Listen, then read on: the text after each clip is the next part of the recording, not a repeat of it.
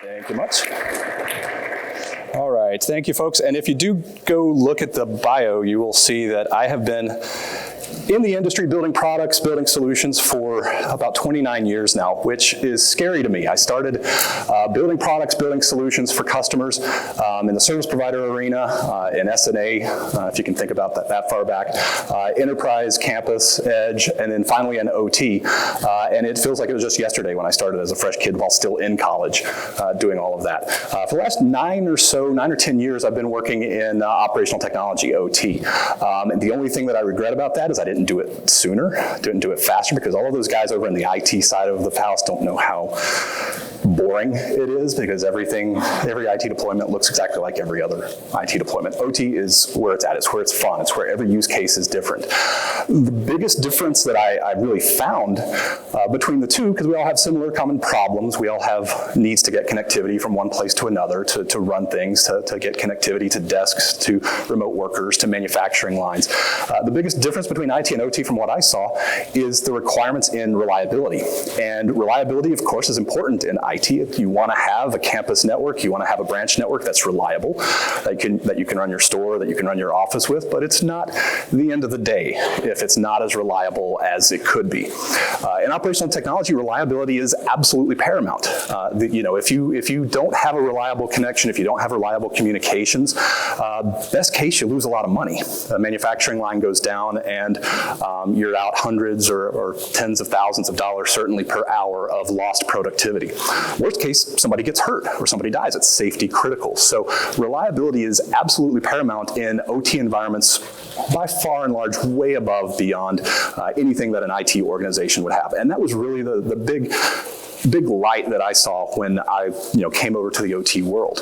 If you're in transportation, monitoring rail, keeping trains running. If you're in a warehouse, keeping packages moving. If you're in healthcare, keeping patients alive, keeping the power running to those critical resources. Those are all things that we don't even think about in an IT world that are absolutely critical in OT.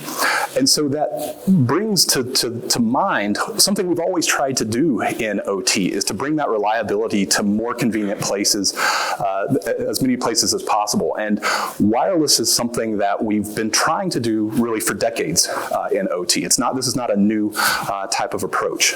Having wireless connectivity to devices brings convenience, it brings ease of use, it brings security to more places than you could have had it before, and it brings more productivity, it brings improved cost. You don't have to bring an Ethernet cable or a serial line to every corner of the warehouse or every corner of the manufacturing floor. If you can use wireless, you get a lot more flexibility, and that drives down costs at the same time. So there's a real allure in the OT world to move to more of a wireless infrastructure. We've seen it on the IT side, and there's some benefits to building offices and campuses where you don't have to take an Ethernet cable to every desk.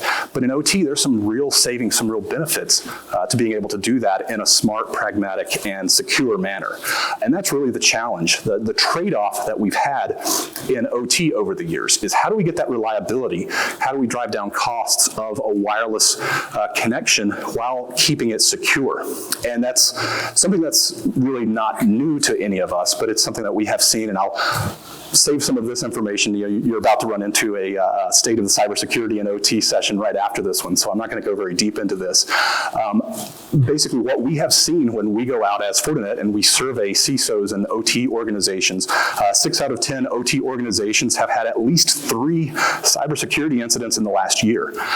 So if that doesn't get you thinking, hey, if you haven't had a cybersecurity incident in your OT organization, you're probably missing something. There's probably something out there that you're not seeing. So keep that in the back of your mind while you're here this week. Certainly all of today, while you go through the cybersecurity sessions and you hear the case studies and what we're talking about for the rest of the day. This is nothing new. The level of attacks have gotten more sophisticated over the years. The level of attacks targeting OT-specific organizations have gotten much more sophisticated, much more intelligent intelligent, and much more pervasive. This chart just goes back to Stuxnet, which is hard to believe was 15 years ago. It feels like it was just yesterday. But since then, we've seen a myriad of attacks, some of them malicious, some of them just, hey, social engineering attacks, getting you backdoor access to places. So a lot of these are targeting OT or combinations of IT and OT, ransomware, or really malicious trying to do real damage and bring down things. Some of these are state actors. Some of these are just kids sitting in a closet somewhere writing a creative script or doing some social engineering. So the barrier to entry to a lot of these attacks and a lot of these organized types of malicious events is very, very low these days. It takes very little effort to go out and use AI to write a malicious script that will go in and target some vulnerabilities in an environment, especially with aging OT and critical infrastructure. We're more vulnerable than ever.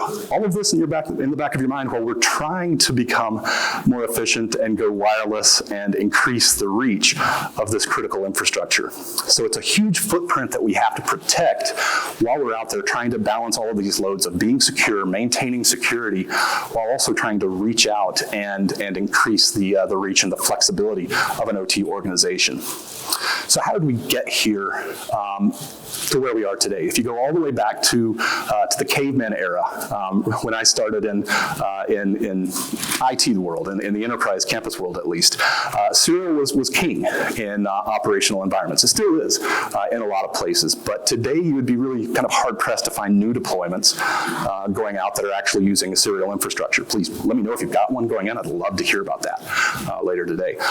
Today, sort of the gold standard is kind of Ethernet, for wired connectivity, but wireless is not something that's totally brand new. You can see this goes all the way back. If we just look at 3GPP, what we consider LTE or wireless WAN, and even Wi-Fi, these go back to the mid to late 90s. When we started to see these, we started to see some of them being used over the years in OT organizations, but they weren't on their own. I mean, this is not to leave out things like wireless HART, LoRaWAN, things that were wireless solutions that were tailored, for the most part, for operational environments. They really shone in those environments that were a little bit niche, a little more tailored to specific OT use cases, but it was that whole drive that we've seen for decades, really, in operational environments to cut the cable, to move to a wireless infrastructure, whether that be 3G, 4G, 5G, or Wi-Fi, going up to Wi-Fi 6, 6E, Wi-Fi 7, or some of these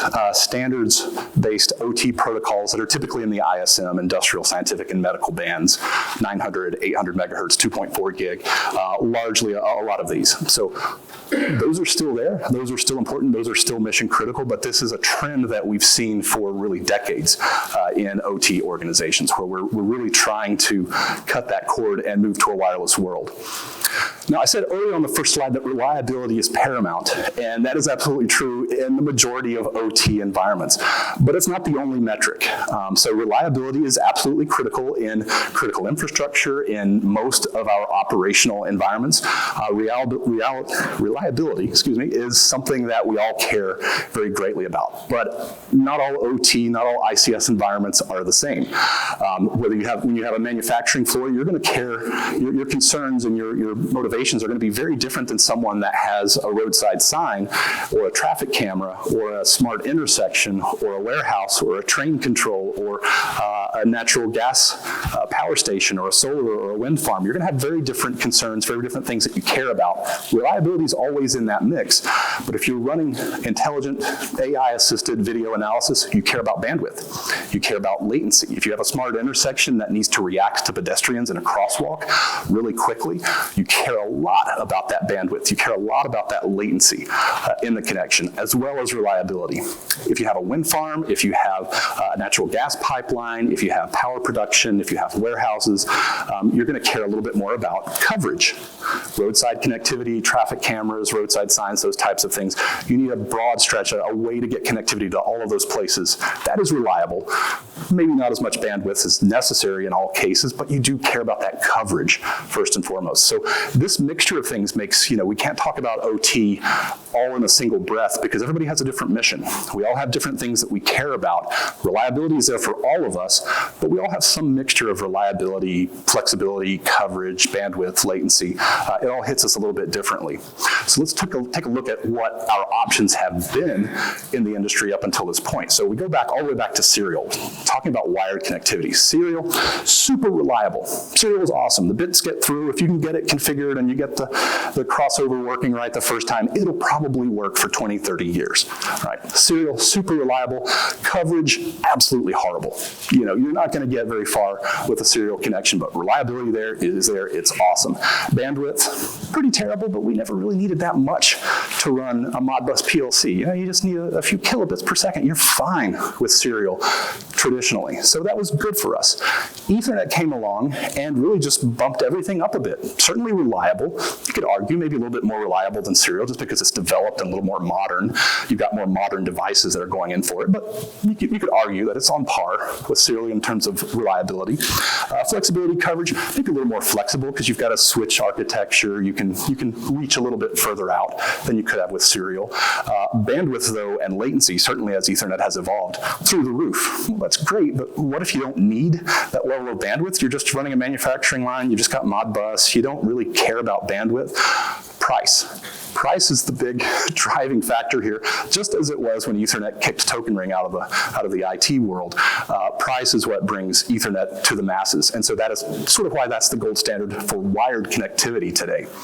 Now, if you bring that to, okay, how can we have a wireless connection that mimics that or that emulates that? You know, we'll start with Wi-Fi. So Wi-Fi, you know, is a pretty good jack of all trades. It's not a master of a lot of them, but it's a really good jack of all trades. It's reasonably reliable, not as much as a wired connection, probably never will be for that.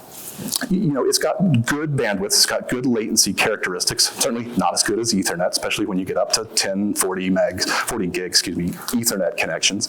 You know, you're going to be good there, certainly for OT use cases, most of them. But coverage and flexibility knocks it out of the park. You can walk around a manufacturing line, you can walk around a warehouse, have a PDA, have a control system, and have access wherever you go. So really good combination there, making Wi-Fi really, really attractive to a lot of OT use cases.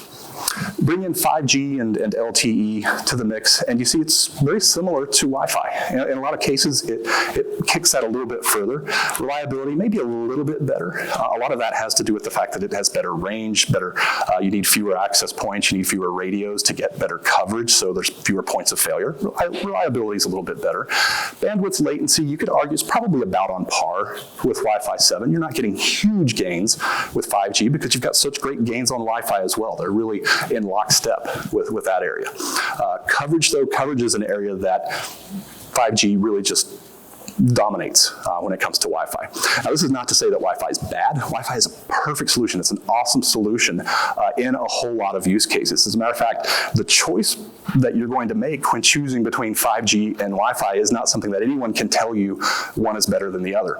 As a matter of fact, a lot of deployments, you'll use both of them in the same type of deployment. You might have a remote station, a remote pumping station, a remote substation that you need 5G connectivity to reach, and then you have Wi-Fi there locally for connecting to local devices from folks as they walk around and they work in that local area. There are some use cases that are really good or probably better than others for either 5G or Wi-Fi. Certainly outdoor warehouses, remote locations, vehicle mobility, roadside connectivity, anywhere that you can fit into a public 5G service, Wi-Fi is not going to have anything to do with that. That's certainly going to be a 5G coverage all day long. Wi-Fi, on the other hand, if you need to connect to third-party devices, legacy devices, cameras in a lot of cases, you're not going to find very many 5G cameras, but you find a whole lot of Wi-Fi. You find a whole lot of Wi-Fi tablets and legacy devices. Indoor warehouses, Wi-Fi still makes a really good use case for that. Indoor in general, you could really go both directions. When you start looking at automated controls, AGVs, AMRs, automated warehouse machines, you could go either direction and be perfectly fine. It really comes down to the nuances of your specific deployment, what really makes sense there. So if you look at the combination of these two technologies, where they really excel, bandwidth, latency, and security, they're both on par. Wi-Fi and 5G are close enough that in an OT environment, it's probably not going to be a deciding factor for any of those. They both use the same security for link level encryption. Bandwidth is plenty for both of them, for most OT use cases, including video. You could be perfectly fine with either of them. Latency, you're in the sub 10 milliseconds latency for either of them. So you're looking good for both of those. Coverage and range, though, you're going to require fewer radios for 5G than you would for Wi-Fi. Simplicity, though, Wi-Fi is simple. Pretty much anyone can deploy Wi-Fi. It's easy, it's well understood. We've been doing it for a while in a lot of OT environments, so it's pretty easy to deploy. Cost, that simplicity is really what keeps Wi-Fi cost down. The complexity and the complexity is really the biggest barrier to entry for 5G, and that's what makes it more expensive. It does require more education. It does require more understanding of how to deploy it, and I'll talk about that in just a minute. But that's the side effect of that is that it is increased cost. Even though you often require fewer access points, fewer radios to cover an area with 5G, it's going to be more expensive because it's complex to get it up off the ground and roaming. Roaming, though, if you're looking at roaming, like say you're going from a marshalling yard out to railroad tracks or out with fleet vehicles, Wi-Fi is just not going to cover you there. With 5G, you can roam from an indoor or from a marshalling yard, from a private 5G service to a public 5G, public carrier service provider service very seamlessly with the same device moving from private to public handoffs. Not something you can do with Wi-Fi. Okay, so those are the big differences, but let's drill down a little bit more and talk about private 5G. So private 5G, when we're talking OT, a lot of the use cases that I've been running into lately, I think a lot of us have been running into, are really asking for private 5G. So what is private 5G? Well, private 5G is basically running the public 5G infrastructure, everything that Verizon, AT&T, T-Mobile, the big carriers are running in their environment, running it locally, running it on your premises. It can be indoor, can be outdoor, can be a combination of the two, but that entire 5G infrastructure, much like Wi-Fi, exists entirely within your domain of control. And that's what all of us as OT professionals want. We want everything in our control. We want everything on premise. We want it where we can maintain some control over the reliability of this service. Okay, so we feel very uncomfortable when it comes to partnering with an AT&T or Verizon, sorry if you're an AT&T or Verizon employee, when we lose some of that control in an OT environment. So now we have public 5G, private 5G, and that private 5G, what you'll see here is that private 5G really hits a lot of the same balls that Wi-Fi does. It's on-premise, you've got good security, you've got good control over it. Latency and throughput, of course, are still really on par with a Wi-Fi deployment. Simplicity, though, is still a little bit lacking. 5G, whether it's a public cloud or a private service, is going to be more complex to deploy than Wi-Fi. And that simplicity, or that lack of simplicity, means that it's going to cost a little bit more. That's the biggest barrier to entry to most public or private, 5G services. But we've got a solution. I don't mean we, I mean the industry as a whole, because we have seen the need for a simplified turnkey private 5G solution with seamless roaming from a private to a public world, creating the look and the feel and even the cost, the expense of a Wi-Fi solution. And that's where there's at least 6 to 12 really good companies out there making turnkey private 5G solutions. Some of these are carriers, some of these are third parties you might have heard of, and this is essentially what they're doing. So when you're looking at private 5G, just understand that this is what it looks like under the scene. Now this is the 3GPP spec for 5G, fifth generational, next generation radios. I'm not going to quiz you on what all these little boxes do, but 5G is, you can look at it, if you spend any time looking at standards, you can look at this and say, this was designed for telcos. Very clearly it was. So each one of these blocks is a microservice. Each one has very defined roles and responsibilities, and the communication, the connections between each of these is very well defined, very well specified. It's designed to be deployed in a carrier, very dense, very reliable architecture. Not to be deployed in most enterprise IT or OT organizations, because you do not want to do this. Nobody wants to do this. What you want is this. You want what looks like a Wi-Fi type of deployment, where you have a wireless LAN controller, you have access points, you have a single place to go to for management, where you can see all of your radios, all of your clients, where all of that complexity of those microservices and those connections are all boiled down into a single device, a single pane of glass for management, and a single place to do everything related to 5G, to manage your handoffs with carriers, to manage all of your frequencies, all of your spectrum allocation, everything that you have to do. And that's where the role of a private packet core vendor comes into place. So if any of you are starting to look at private 5G, I would definitely encourage you to sit down and think about, all right, does 5G make sense for me? Does private 5G make sense for me in my environment? Does Wi-Fi make sense for me in my environment? Or some combination of those two. And if you decide that, an indoor private 5G approach works for you, go talk to some of these vendors. This is not an exhaustive list, but there are a lot of folks out there that are doing really, really good private 5G turnkey services. They bring their own radios, they bring their own packet cores, they bring their own relationships with the carriers, if they're not a carrier and not themselves. They bring their own SIM cards. So they bring a whole infrastructure that you don't have to figure out yourself. So what we are starting to see, or at least I'm starting to see in a lot of OT environments, is something that looks a little bit like this, where folks aren't going all Wi-Fi, and they aren't going all 5G, and they aren't going all public or all private 5G. The more complex the OT mission is, the more that you see something like this, where you see a mixture of Wi-Fi, public 5G going out to vehicles and roaming sites or remote locations, and you see private 5G in an indoor space or in a marshalling yard or in a place where you might need seamless roaming, seamless coverage from a manufacturing floor to a marshalling yard, or from a marshalling yard out to a community or out to a town. Those types of things, we're seeing a combination of all of those approaches. So this isn't to say that 5G is the solution that's going to meet all of your needs. It's a tool. It's a wrench in your toolbox that you're going to bring to the table to address a lot of the needs that you have. Okay, so let's talk about use cases. So I've talked about the technology. We've seen all of the blocks and everything. Where are people using 5G, or where are you guys using 5G? And please speak up if you've got some use cases, either during this or after. I'd love to hear your use cases.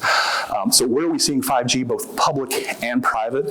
So first off, industrial manufacturing. We're seeing a lot of the promise of Industry 4.0 really being realized with private 5G, with flexible manufacturing lines, flexible AGVs, really being to autonomously move product or components from one location to another, rather than having a fixed, locked-in manufacturing line. We're seeing a lot of that being rolled out in manufacturing today as we go through updates to manufacturing facilities. It's not something that I've seen it in a few places where we're updating brownfield deployments, but by and large, we're seeing a lot of that in new greenfield deployments. Distribution and warehouses, the same type of thing. Automated vehicles, AGVs, AMRs, the ability to run around and automatically pick and choose components off of a shelf to do smart warehousing. We're seeing a lot of that in a lot of 5G in those environments. Sometimes we'll see Wi-Fi in a warehouse, but we'll see 5G going outdoors or to a delivery vehicle, or we might see a combination of private and public 5G in both of those. Ports, hubs, energy, same thing. Anytime you've got large geographic areas that you have to cover, or you have really complex RF environments, 5G really kind of shows its strengths there. So we've seen ports, we've seen marshalling yards, we've seen communities where you have fleet vehicles. 5G is really good for that. And then venues. We're in Orlando, so we have to talk about venues. We have to talk about dark rides. We have to talk about Disney and Universal and what you guys are doing with indoor wireless coverage and indoor safety controls. 5G gives you some advantages over Wi-Fi just in terms of spectrum utilization and the ability to withstand a little more interference than Wi-Fi. So we see a lot of folks really looking at that. So specific use cases, this is an auto manufacturer. Really, you could probably put at least half a dozen different names here for the auto manufacturer. A lot of the big auto manufacturers are doing something very similar to this. So flexible manufacturing, Industry 4.0, basically putting the vehicle on an AMR and having it move intelligently from one station to the next, having those robots, having that manufacturing line being completely configurable to whatever that specific vehicle needs, even going so far as to have the vehicle's 5G radio connect to the indoor private 5G as soon as it gets power. We're seeing folks do that. So that as the vehicle rolls down the line, well, it's not just a stationary line, it's not a fixed line, it goes to wherever it needs to go, like a dance on the floor. That's something we're seeing a lot of auto manufacturers really looking very heavily at. Private 5G indoors, public 5G outdoors in a marshalling yard, a combination of those two with the AGVs and flexible manufacturing. That's a huge push that we're seeing in that area. Transportation transportation and logistics, very similar. And this is a great case where, it's not a slam dunk for 5G. You can make a really good case for Wi-Fi in a lot of warehouse environments and a lot of warehouse controls. You have the same sort of trade-offs that you have. 5G, you've typically got better coverage with fewer radios. You've got a little bit better handling of interference. And so using 5G or private 5G for an AMR, doing picking and going through a warehouse, sometimes it has some advantages, but a lot of warehouses, depending on the way that they're structured, how much metal you have in a lot of places, or what the stock looks like, a lot of times Wi-Fi will work perfectly fine in those environments. It's when you go out to the fleet vehicles, when you go out to the delivery vehicles, that's when that combination of a private 5G to roaming to a public 5G service really pays for itself. And that's what we're seeing with a lot of transportation and logistics companies. Regional water utility, this utility wasn't in the US actually, but it's a big, huge regional water utility that had just seen explosive growth. They had grown up faster than the infrastructure could handle. So they needed the ability to connect to pumping stations, to connect to reservoirs, to connect to treatment plants, really as fast as they came online. And they worked with the local carriers there and did multiple carrier SD-WAN over 5G to give them the ability to spin up this infrastructure as quickly as possible. It turned a project that would have taken them years to roll out if they had to have fixed lines rolled out to every location, every pumping station, every reservoir, to something that they could turn up in just a few days. Just by turning on multiple 5G connections, putting SD-WAN over top of that to get the consistent quality, to get that reliability up on a public 5G service, and it works great. They actually never went back and put in a line connection there, so it's still running over 5G wireless. This large intermodal shipping environment was kind of unique because it was in the middle of a really built up industrial area, commercial area. So Wi-Fi coverage was not very good just because of the interference that they had. Large shipping containers meant that you had a lot of reflections. You had a really, really complex RF environment. And this was a perfect use case for a combination of public 5G with frequency slicing, so they could actually get their own dedicated frequency on a public service, and then a combination of private 5G in the really difficult areas where they could roll out their own radios and run completely automated cranes. So that was kind of the unique thing about this customer, is that they weren't just a large port with a large shipping container that just needed PDAs to tell the drivers and the operators where to go. They were running autonomous cranes, ship-to-shore cranes, rubber tire gantry cranes were running entirely automated with a wireless connection, running ProfiSafe over wireless. They actually started with Wi-Fi, and then they discovered those RF challenges, I should say, something that worked great in proof of concept and had really big problems when they rolled it out to the real world. 5G was able to jump in and be a good option for them. Okay, so this is a Fortinet presentation, so I'll be remiss if I didn't say a few things about security and securing 5G in OT environments. And what I will say about that is, at a really high level, is that when you look at securing 5G, a lot of the lessons that you're learning about securing OT, securing IT environments, a lot of those same lessons apply to 5G. And it's a little bit different whether you have a private 5G service where you own the entire infrastructure, you own that entire area, all of the technology, none of the bits leave your premises, leave your control, versus whether you have a public 5G service where you're actually relying on a third party, a carrier, to get those bits from one place to another. When you own the control, it's a lot like a wireless LAN controller. You're going to start with good quality security practices. You're going to start with the principles of least trust.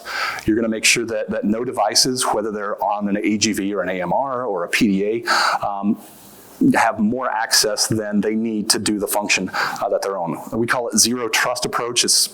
It's a technology, but it's also just a way of thinking. It's more of a philosophy. So we don't trust any devices until they've proven who they are, what they are, and where they are, and that they are doing exactly what they expect us to do. So that's true whether we're talking Wi-Fi or we're talking wired. That's a good principle in itself. When you move to a wireless connection, I would argue, is even more important, because now you're a little bit more susceptible anyway, to hacking. People don't need to be on your manufacturing floor. They don't need to be in your substation connected connected to a physical wire. Now they can gain access just from being close enough to have RF coverage. So now you need to start really thinking about that and really taking those concepts of zero trust, of least privileged access, really, really seriously. Beyond that, look into segmentation, micro-segmentation, macro-segmentation, really dividing up traffic to make sure that devices can't get access to more things than they should have. So you want to protect your perimeter with that zero trust, with least privilege access, and then you want to protect the interior. So once someone has gained access through that perimeter, social engineering, hacking, whatever it happens to be, the amount that they can spread from left to right or north to south is going to be limited by that segmentation. Once you move past those basics, those physical controls, if you will, then you start looking at application control, IPS, intrusion prevention, intrusion detection, really doing application and protocol analysis to make sure that all of the traffic that you're seeing makes sense. It's logical. It's what should be there.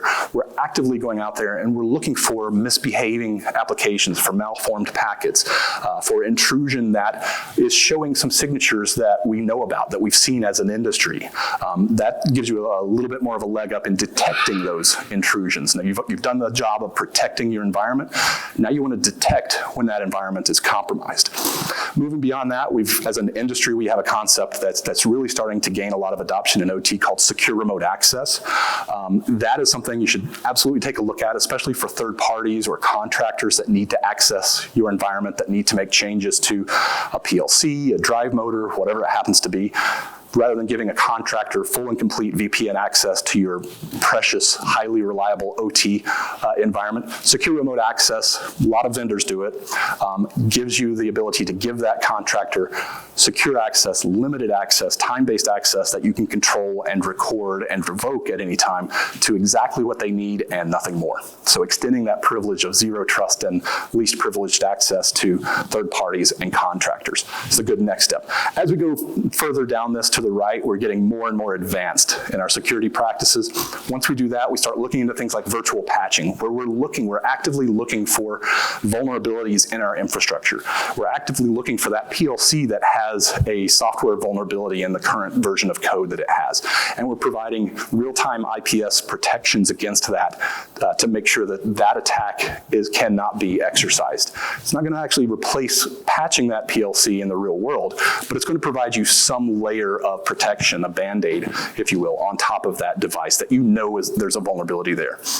Reliability is king in OT, so what that means is that when we have a vulnerability, when we know that there's a software update that's required in a PLC or in a switch or in a device, we can't always bring down the manufacturing line for that. We can't always turn off power to a substation because we need to patch these devices. Virtual patching gives us a little bit of leeway, a little bit of protection to give us some of that time to schedule that patch for when it actually needs to be rolled out. And then the last step, or the furthest to the right, when you get really advanced, we're starting to look at AI operations, AI ops, and monitoring, real-time proactive monitoring. Not just looking for intrusions that we know about, either signatures of intrusions, but actually looking at what is normal in your environment. What does a normal traffic flow look like?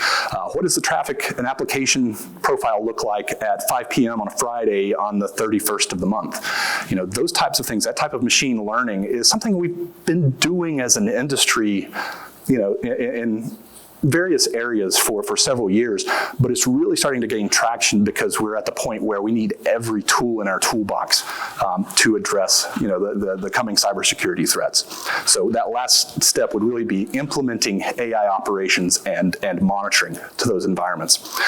Now switch this over to public 5G, and everything I just said about private 5G is 100% applicable to public 5G. The difference is that now we don't trust, or you don't trust, the way that those bits are getting from one place to another. So that's why we layer on at the very first, we're still doing zero trust. We still have a least privileged access mindset. We're still implementing all of those controls, but now we're doing security on top of an untrusted environment. So that's where IPsec, that's where encryption, really rich encryption and VPNs, dynamic VPNs VPNs come into play with a public 5G underlay. That's where SD-WAN really starts to become attractive, when we're taking these somewhat less reliable public 5G offerings. Now, don't get me wrong, they are much more reliable than they have been in the past, but if you want the best possible type of reliability, you'll take a 5G service from one carrier, or take a 5G service from another carrier, and you'll bundle them into an SD-WAN service so that you're always matching the applications in your environment to the best transport at any given point in time. Beyond that, things like SASE or moving a lot of these security functionality up to the cloud is an option. We have seen some OT environments starting to look at moving more and more of their infrastructure to the cloud. If you're already using public carriers to connect to a remote substation or a remote pumping station or a trackside monitoring or a roadside cabinet, it's a short hop to starting to look at other security services. Not going to be a good fit for everyone, certainly, but there are folks that are looking into that. Beyond that, same lessons that you learned from securing a private 5G. Layering on intrusion prevention, layering on application detection, layering on all of the stuff that you saw before, layering on secure remote access, virtual patching, bringing in multiple controls, AIOps and monitoring. Those lessons all still really apply to public service. Okay? So just to wrap up, what comes next? Where are we going after 5G? The good news is you got time.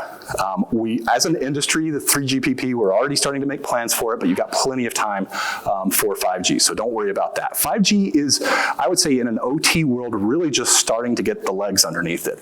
We're really starting to see more advanced use cases, more advanced services being rolled out in operational and mission-critical environments built on 5G. And it's taken us a little bit of time to get there, which is normal. We're all cautious. We're all very concerned about that reliability being paramount in an OT environment. So we're really starting to see autonomous vehicles, autonomous AGVs and AMRs and trains and even fleet vehicles rolling out now using 5G as a service. Industry 4.0, we've been promised that for a long time, but we're really starting to finally see that in manufacturing and in warehouses, flexibility, all brought about with private 5G and Wi-Fi in some cases, and even public 5G. Smart, adaptive roadways, monitoring of these roadways and infrastructure, monitorings of bridges, really sensor meshes, sensor fogs, all made possible through a combination of public 5G and some of those other third-party wireless protocols. Fleet delivery, drone vehicles, real flexibility in operations. These are just a few. You guys can dream up your own indoor dark rides in Orlando, all being made completely flexible with Wi-Fi and 3G and 4G and 5G coverage. So all of these things are various use cases that are starting to emerge from that 5G world. So last slide, what does 6G look like? You got time. We are, as an industry, starting to plan 6G. We do not expect the first drops of the 6G spec, which will be release 21 from 3GPP, until about 2028. And that's just when the spec starts to drop. We won't see products likely in 6G until we get to the 2030 timeframe, probably. So if you're on the fence, if you're looking at 5G, if it's something you're concerned about, hey, how long until 6G comes out? Don't worry, you got time. It's taken carriers long enough to roll out the 5G infrastructure that it's going to take them a good long while to roll out 6G. But what's 6G going to look like? Well, first off, we don't really know necessarily, but we expect it to enhance throughput even more. The big driver for 6G is consumer cellular, your cell phones, basically. So we are expecting to see a lot more focus on throughput, even though we've already got pretty good throughput with 5G. We haven't really started to tax that yet, but we're expecting to see a lot of that. We're expecting to see a lot of flexibility and improvements in roaming, fast roaming between cells with 6G, so really making possible some things like automated drones, fleet vehicles, those types of things. Massive scale IoT, some of the things that 5G really ushered in that 6G we're expecting to really take off is really long-range communication and really dense communication. So remote sensors, remote capabilities, possibly some more energy efficiency. But if you take a look at what Wi-Fi 8 is doing, because we already know what that's doing, and we expect them to stay more or less in lockstep, Wi-Fi 8 is really not focusing very much on throughput. They're looking at improving range. They're looking at improving density. density with the assumption that, hey, we've already got enough throughput with Wi-Fi 7. So, that's in a nutshell what we expect 6G to look like. It's going to be a little bit more of the same of 5G. We don't expect really the same technological leap that we had going from 4G to 5G when we get to 6G. Okay, so that I am finished right on the time that I was shooting for. I was shooting for 10 minutes before. Sid told me I needed that. Any questions now before you guys go to the potty? Yeah. Did you have time? Yeah. All right, well, thank you folks very much. I appreciate your time.